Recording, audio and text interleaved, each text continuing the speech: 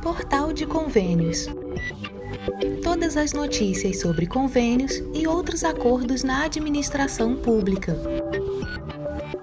Olá, este é o podcast do Portal de Convênios, um resumo semanal das principais notícias do âmbito da administração pública para você se manter informado em poucos minutos. Projetos do governo trancam pauta na Câmara e podem definir a liberação de emendas. A Câmara dos Deputados começou essa última semana sob a pressão de 4 projetos governamentais que impediam a votação de outras propostas a partir do dia 19. Além disso, os parlamentares estavam de olho no relatório de receitas e despesas do governo, que era esperado para liberar negociações sobre vetos ao orçamento e sobre a questão das emendas parlamentares. Projetos de lei com urgência constitucional requeridos pelo governo devem ser apreciados dentro de um período de 45 dias. Após esse tempo, bloqueiam a apreciação de outras proposições no plenário. Os projetos abordam temas relacionados à economia e tributação, incluindo modificações no Código Civil relacionadas à atualização monetária e taxas de juros, a implementação de cotas de depreciação acelerada diferenciadas para equipamentos utilizados em certas atividades econômicas, melhorias no processo de falência para empresários e empresas e normas sobre o devedor contumaz e requisitos para o aproveitamento de incentivos fiscais. Arthur Lira, do PP de Alagoas, presidente da Câmara dos Deputados, havia anunciado sua intenção de colocar em votação na terça-feira o projeto que estabelece o Programa de Aceleração da Transição Energética. Mesmo com a agenda lotada, Ricardo Aires, do Republicanos de Tocantins, relator do projeto que aborda a questão do devedor contumaz, afirmou que sua proposta seria considerada pelo plenário na mesma data. Pedro Paulo, do PSD do Rio de Janeiro, responsável pela relatoria de outro projeto que impede o avanço da pauta, também assegurou que a votação ocorreria esta semana e especificamente entre os dias 19 e 20. Esta última semana, outro foco de interesse para os deputados foi o relatório do governo sobre receitas e despesas, publicado na sexta-feira, dia 22. Esse comunicado é visto por membros do governo como uma oportunidade para explicar aos parlamentares a importância dos vetos impostos pelo presidente Lula ao orçamento, incluindo aqueles que afetam as emendas de comissão. Randolph Rodrigues, líder do governo no Congresso e senador independente, declarou que a divulgação do relatório levaria à marcação da primeira sessão do Congresso em 2024. Ele planeja que essa sessão ocorra até o dia 15 de abril. Essas sessões do Congresso são convocadas para discutir os vetos presidenciais a medidas aprovadas pelos parlamentares. No decorrer da próxima sessão do Congresso, o governo pretende esforçar-se para preservar o veto de Lula a uma fração das emendas de comissão, mantendo o montante em 11 bilhões de reais conforme o plano original. O relator do orçamento no Congresso, Luiz Carlos Mota, do PL de São Paulo, havia elevado essa quantia para 16,6 bilhões, dos quais Lula vetou 5,6 bilhões. De acordo com Randolph, está nos planos do governo apresentar uma proposta legislativa ao Congresso para recompor a distribuição original das emendas de comissão, baseando-se no valor de 11 bilhões de reais antes do incremento por Mota. Esse passo será tomado imediatamente após o encontro desta semana da Junta de Execução Orçamentária, entidade encarregada de monitorar as finanças do governo. A recomposição do esquema original para as emendas de comissão é visto como crucial pelos parlamentares, pois, devido ao veto, certas comissões significativas, como as de Turismo e de Minas e Energia, ambas vinculadas a ministérios sob influência do Centrão, ficaram sem recursos. O governo está otimista quanto à possibilidade de manter o veto após uma realocação dos recursos. MDS divulga nova estratégia para fiscalizar Bolsa Família e CadÚnico. O Ministério do Desenvolvimento e Assistência Social, Família e Combate à Fome, o MDS, aprovou um plano de ação com a estratégia de fiscalização do Programa Bolsa Família e do Cadastro Único para Programas Sociais do Governo Federal, o CadÚnico.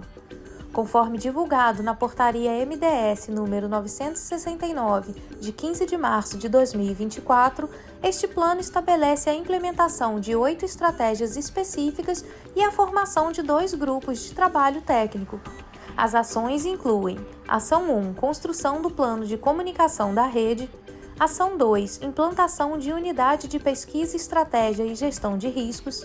Ação 3. Proposta de melhoria da qualidade das bases de dados. Ação 4. Contribuição e avaliação dos termos de adesão. Ação 5. Cronograma de averiguação e auditorias. Ação 6. Averiguação de unipessoais e petição ao TCU. Ação 7. Fluxo de denúncias. E Ação 8. Comunicação externa. Segundo o plano, estas ações serão executadas ao longo de 2024 e o documento serve como um mecanismo para o planejamento e melhoria contínua, visando elevar a qualidade das informações e da supervisão e prevenir fraudes nos programas sociais. Este plano é fruto dos esforços da Rede Federal de Fiscalização do Programa Bolsa Família e do CadÚnico, instituída em junho de 2023 pela Lei 14.601 de 2023. Essa rede é composta por representantes do MDS, do Ministério da Gestão e da Inovação em Serviços Públicos, da Secretaria-Geral da Presidência da República, da Controladoria-Geral da União e da Advocacia-Geral da União. A criação desse sistema foi motivada por uma medida provisória que revisou os critérios de concessão do programa Bolsa Família em resposta a problemas identificados pelo Tribunal de Contas da União, que incluíam divergências de renda e composição familiar, além de desatualização e inconsistência dos dados. O governo está empenhado em melhorar o Cadastro Único e sua conexão com o Sistema Único de Assistência Social, o SUAS, realizando uma busca ativa em colaboração com estados e municípios para integrar aqueles que ainda não participam do programa, além de reavaliar os benefícios que apresentam possíveis irregularidades, incluindo casos de indivíduos que vivem sozinhos. Neste mês, a iniciativa resultou na exclusão de mais de 1,5 milhão de beneficiários do Bolsa Família, que estavam recebendo o auxílio de maneira irregular, ao mesmo tempo em que possibilitou a inclusão de outras 700 mil famílias elegíveis para o benefício graças à busca ativa. Destinado a famílias em condições de vulnerabilidade econômica e social, o Bolsa Família exige que os interessados cumpram determinados critérios de elegibilidade, como possuir uma renda per capita que se enquadre nas faixas de pobreza ou extrema pobreza, manter os dados atualizados no CadÚnico e garantir a consistência das informações fornecidas no cadastro com outros registros federais. O processo de seleção leva em conta a estimativa de pobreza local, o número de famílias assistidas em cada município e o teto orçamentário disponível. Segundo a nova legislação, todas as famílias com renda de até R$ 218 por pessoa serão elegíveis para o programa. Como funciona o cashback de emendas para financiar o novo PAC 2024? O governo federal lançou este mês um método de cashback visando atrair emendas parlamentares para financiar o novo Programa de Aceleração do Crescimento, o PAC. Este sistema foi divulgado no Diário Oficial da União de quinta-feira, 14 de março, e estabelece que parlamentares que destinarem fundos ao PAC terão o direito de receber uma proposta adicional de valor equivalente num esquema similar ao conhecido cashback, onde uma parte do valor gasto é reembolsada.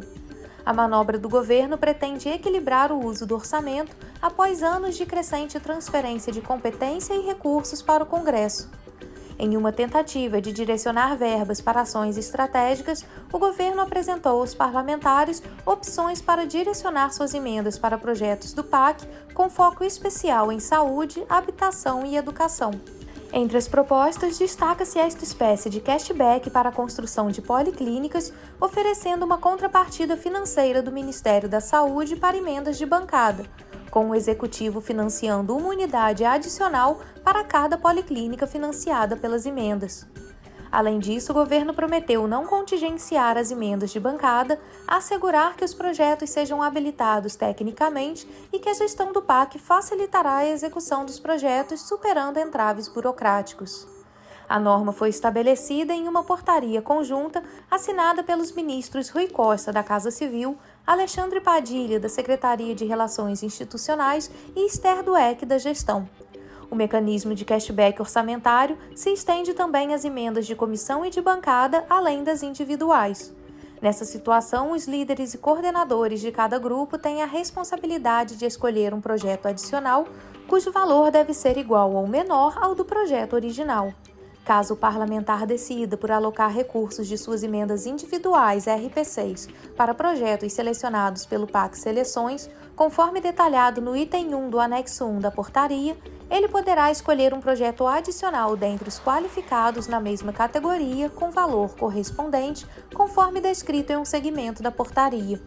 De acordo com a normativa instaurada pelo governo Lula, os projetos adicionais serão financiados com verbas do novo PAC e identificados com RP3, assegurando a identificação do autor da emenda.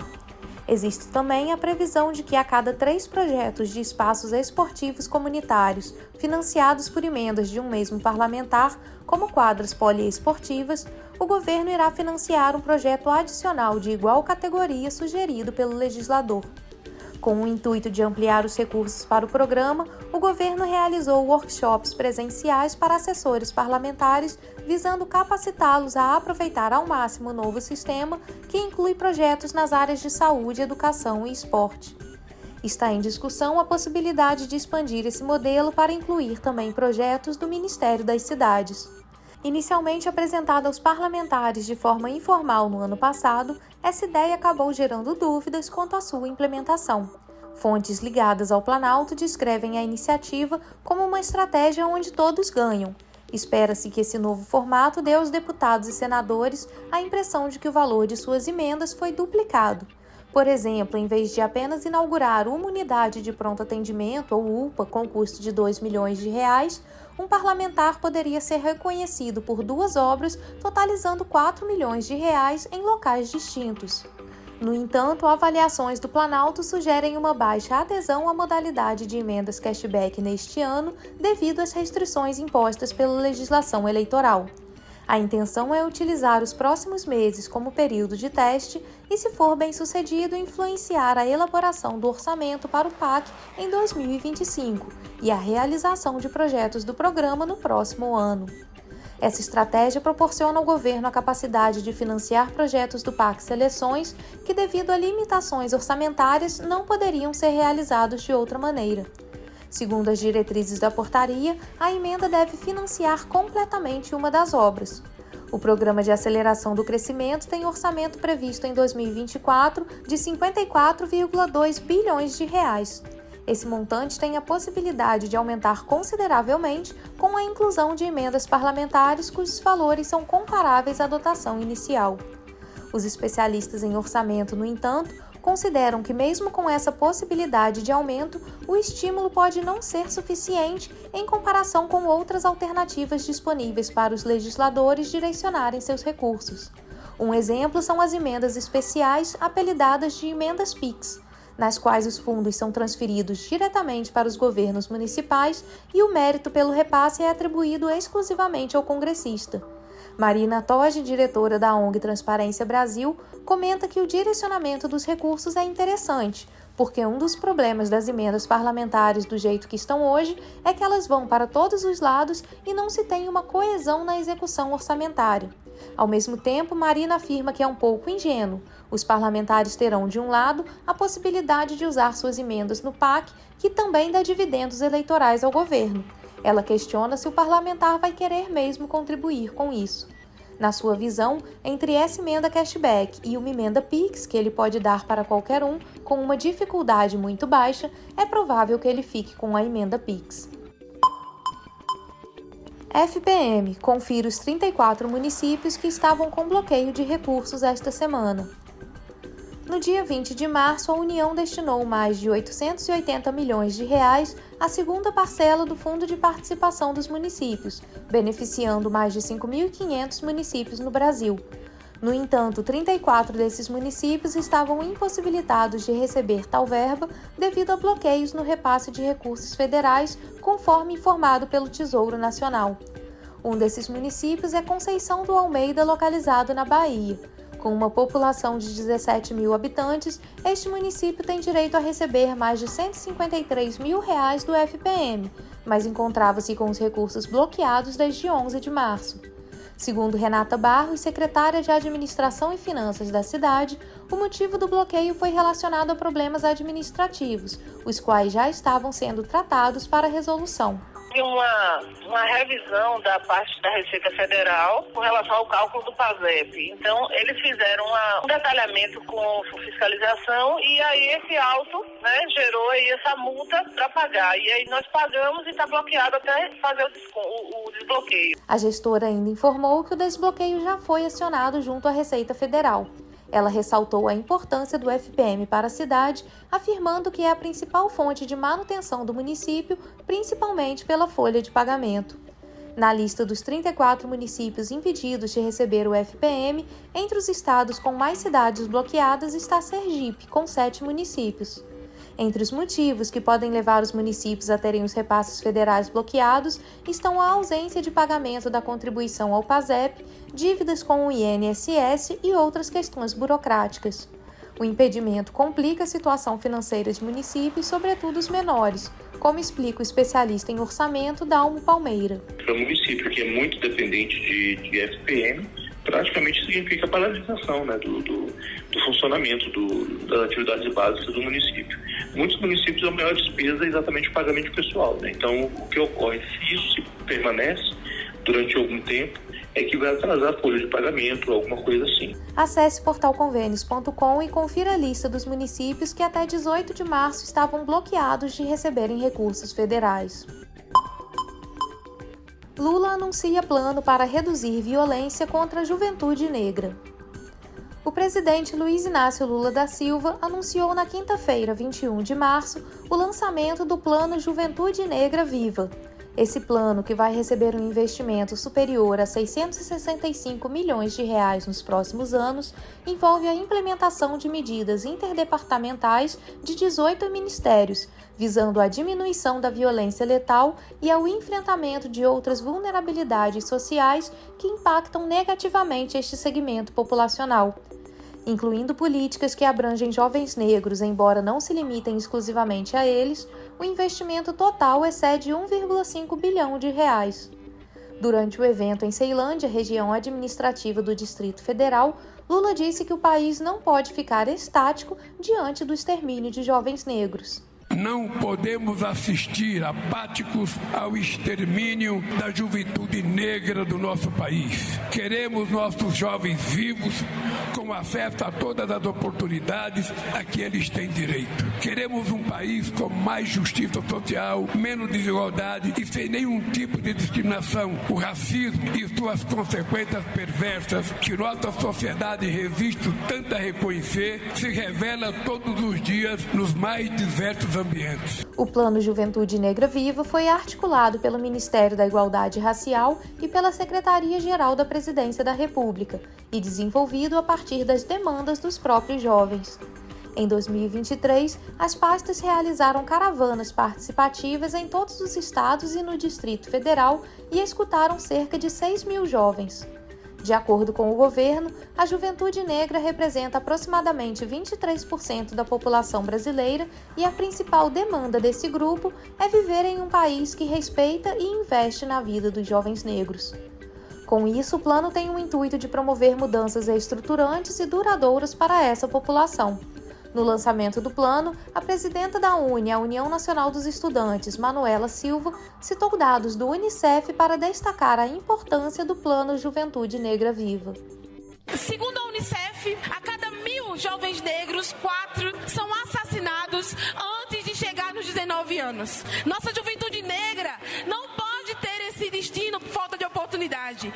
Nós não queremos mais que as balas perdidas sempre encontrem o corpo negro. Nós não queremos que a nossa juventude passe horas em cima de uma bicicleta para poder ajudar a sua família. Nós queremos viver que as nossas mães negras chorem de alegria, não com os nossos corpos estirados nas periferias e na favela. Segundo a ministra da Igualdade Racial, Aniele Franco, 84% dos jovens negros saem da escola para trabalhar e, por isso, as primeiras demandas apresentadas por eles sempre eram segurança, empregabilidade e acesso à educação. Ela destacou alguns pontos do plano, inclusive a saúde mental dos jovens negros. Nesse pacote a gente fala da redução de vulnerabilidades sociais, da redução da letalidade, de bolsa de estudo com editais e intercâmbios. Além de tudo isso, um ponto que agora para mim também é muito marcante: a saúde mental dos nossos jovens negros. Cuidem uns dos outros. Os números demonstram, infelizmente, que os nossos jovens têm se suicidado, e é por isso que a gente levanta com um plano nacional para a saúde da população negra, com recorte para a juventude, porque a gente quer vocês vivos. Dados do Ministério da Saúde revelam que o índice de suicídio entre jovens negros no Brasil é 45% maior do que entre brancos. Além disso, um levantamento do Fórum Brasileiro de Segurança Pública mostra que em 2022, mais de 80% das pessoas mortas em intervenção policial eram negras e mais de 75% eram jovens entre 12 e 29 anos. O documento do Plano Juventude Negra Viva conta com 217 ações e 43 metas específicas divididas em 11 eixos: saúde, educação, cultura, segurança pública, trabalho e renda, ciência e tecnologia, esportes, segurança alimentar, fortalecimento da democracia, meio ambiente, garantia do direito à cidade e valorização dos territórios.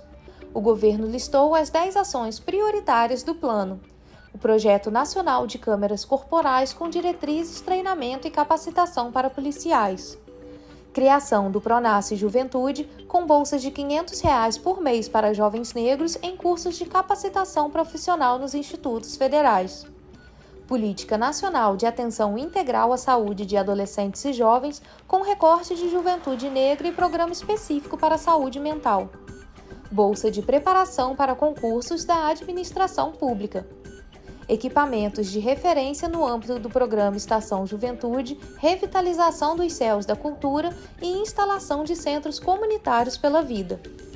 Promoção de intercâmbios entre países do Hemisfério Sul, com R$ 6 milhões de investimento em intercâmbios de professores e estudantes de licenciatura para a África e América Latina. Implementação do Pontão de Cultura, com recorte específico para a juventude. Internet em territórios periféricos, comunidades tradicionais e espaços públicos. Formação de jovens esportistas nas periferias a partir dos núcleos do programa Segundo Tempo. E crédito rural com foco na produção de alimentos, agroecologia e sociobiodiversidade, com ênfase na ampliação da linha de crédito rural Pronaf Jovem. Ainda durante o evento, o Ministério da Igualdade Racial lançou um conjunto de editais no valor de R$ 6 milhões nas áreas de empreendedorismo de jovens negros, capoeira, coletivos de jovens negros, juventude de terreiro e Circuito Nacional de Batalha de Rima. A pasta, em colaboração com o Ministério da Justiça e Segurança Pública, anunciou também um edital de R$ 3 milhões destinados a financiar organizações de jovens negros envolvidas em estratégias para minimizar os danos associados ao consumo de drogas. O Plano Juventude Negra Viva está estruturado para um período de 12 anos, incluindo avaliações e renovações a cada 4 anos. Além disso, permite que governadores dos estados manifestem seu apoio ao plano, comprometendo-se com o bem-estar da juventude negra e indicando áreas de prioridade em seus estados para a implementação das políticas nacionais dirigidas a este grupo. Saiba outros detalhes acessando portalconvênios.com. Censo 2022. Dados de população e domicílios por setores censitários auxiliam gestão pública. O Instituto Brasileiro de Geografia e Estatística, IBGE, começou a disponibilizar esta semana os dados preliminares do censo demográfico, incluindo os totais da população residente e das unidades domiciliares, organizados por setores censitários e agregados por subdistritos e distritos. Em um movimento para tornar as informações mais acessíveis e úteis para uma variedade de análises e estudos técnicos, o IBGE também está divulgando a malha dos setores censitários preliminares.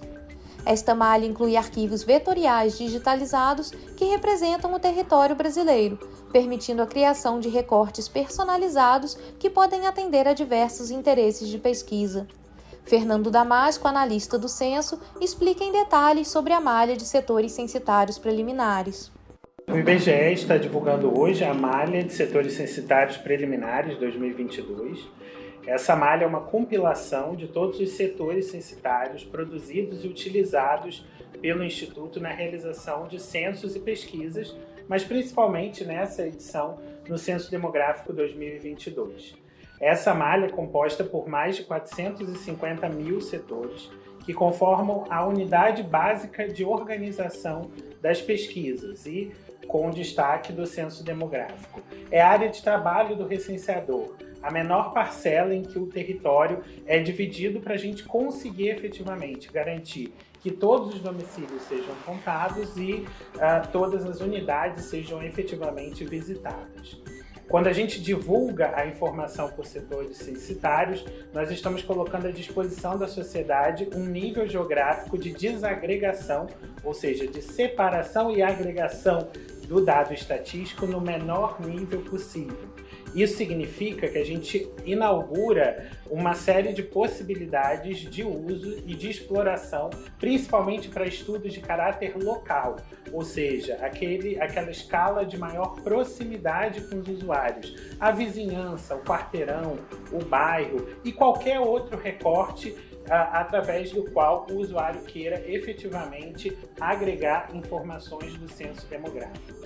Essa é a maior relevância de um censo demográfico, ao contrário das pesquisas amostrais, que utilizam extratos da população. O censo demográfico ele efetivamente visita todo o território nacional e por isso nós temos a condição agora de devolver o dado mais desagregado possível para uso da sociedade.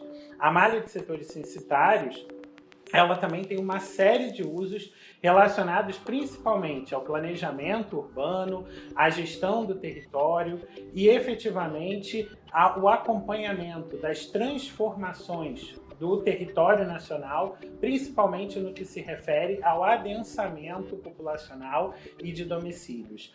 Do censo 2010 para o censo 2022, nós tivemos um incremento de 43% no número de setores censitários, refletindo justamente o crescimento da população verificada no período, mas mais que isso, o avanço das áreas domiciliadas, que nós percebemos ter sido uma constante nos últimos anos. O produto que a gente coloca à disposição, produto vetorial em alto nível de detalhamento, com grande qualidade posicional, ele pode servir de base agora para uma série de análises e estudos de caráter técnico, de caráter relacionado à gestão do território e também para estudos acadêmicos de diferentes naturezas. A malha setorial que nós estamos divulgando hoje, ela reflete a situação do território brasileiro no dia 31 de julho de 2022, a data de referência da pesquisa. Por isso, ela observa tanto a organização político-administrativa, ou seja, os limites municipais, distritais e subdistritais, mas também ela é aderente a um conjunto de situações territoriais, ou seja, de diferentes configurações e arranjos das edificações e dos domicílios no território nacional. Isso significa que ela revela, através das suas feições, uma série de descontinuidades e de especificidades do nosso território. O analista, com base nos dados que nós estamos disponibilizando, ele pode estabelecer uma série de análises, classificações territoriais, regionalizações, que podem ser úteis para atividades diversas, mas principalmente aquelas de gestão do território nas 3 esferas de governo. Além disso, a malha disponibilizada vem acompanhada da informação diária. A área foi calculada a partir dos parâmetros já utilizados pelo IBGE para cálculo de área territorial, e isso permite também o acompanhamento da evolução da densidade demográfica nos setores censitários, inclusive em relação ao último censo.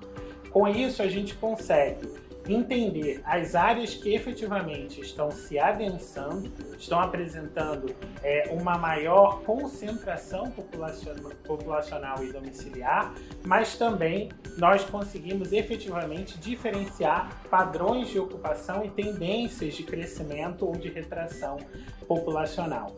Então, nós entendemos que é um produto muito refinado, de muita qualidade e que certamente dá ao usuário um conhecimento amplo e seguro da configuração do território brasileiro no momento da realização da pesquisa. Rafael de Moraes, analista do Censo, oferece alguns exemplos sobre os dados específicos de população e domicílios que se pode extrair da malha de setores censitários. Essas informações elas compreendem a divulgação de totais de população e domicílio por setor censitário. O setor censitário é a área de coleta do recenseador, né? E ela permite que o usuário tenha à sua disposição um conjunto de informações relativas para cada setor censitário de população e domicílio com a qual ele possa fazer um recorte específico em territórios diferenciados fora do padrão normal de território que a gente conhece. Então ele pode selecionar um conjunto de setores e obter informação agregada, totalizada para aqueles setores. Os exemplos são os mais variados. Assim, praticamente tudo que ele pode imaginar de relacionar setores, fazer conjunto de setores, ele pode utilizar como exemplo. Então, por exemplo, nós fizemos um exercício de contabilizar a população que foi recenseada ao longo da Avenida Brasil. A Avenida Brasil é uma avenida famosa no Rio de Janeiro, né, que tem aproximadamente 58 quilômetros de extensão, e a gente conseguiu fazer uma seleção dos setores, são quase 1.000 setores envolvidos ao longo da Avenida Brasil, e obteve um total de população, né? Essa informação ela é interessante porque ele pode, inclusive, fazer uma comparação com a mesma informação de 2010, que é a informação dos agregados do setor. Também é uma informação divulgada em vários censos que já é utilizada, e pode fazer uma comparação, de identificar se houve um acréscimo ou um decréscimo de pessoas e domicílios nessa mesma região.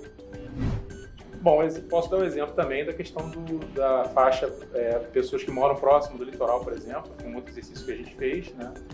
A gente pôde identificar, só a título de exemplo, que mais da metade da população brasileira, 54%, pouco mais de 54%, habitam numa estreita faixa, ali de aproximadamente até 150 quilômetros de proximidade do litoral. Então, um resultado interessante que a gente consegue entender a distribuição, a dinâmica da população ao longo do território. Um outro exemplo que a gente fez também em relação à faixa de fronteira terrestre, a fronteira do Brasil com os demais países da América Latina, da América do Sul, né? Então, da mesma forma, a gente pode fazer um exercício de identificar um percentual de população, um pouco mais de 4% da população que vive nesse outro extremo. O IBGE tem dedicado esforços a revisões críticas e ajustes dos setores censitários para que reflitam fielmente a configuração territorial no momento do censo. Esse processo visa a finalização de sua estrutura, permitindo uma coleta de dados estatísticos mais precisa, com uma gama mais ampla de variáveis e segmentações que correspondam aos dados publicados. Os dados podem ser consultados no portal do IBGE e no panorama do censo, por meio da visualização em mapas interativos, com possibilidade de busca direta por localidades específicas, além da seleção de um ou mais distritos, subdistritos ou setores censitários de um determinado município.